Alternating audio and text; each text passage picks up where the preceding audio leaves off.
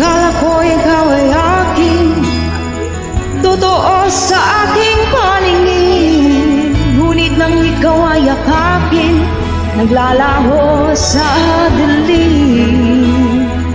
Ninais kong mapalapit sa'yo, ninais kong malaman mo ang mga paghihirap ko, baliwala lang sa'yo.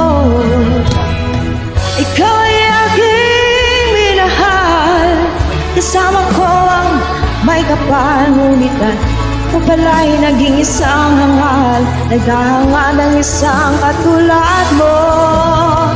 Hindi ko na kailangan umalis ka na sa aking harapan. Damdamin ko sa'yo ngayon ay naglaho na.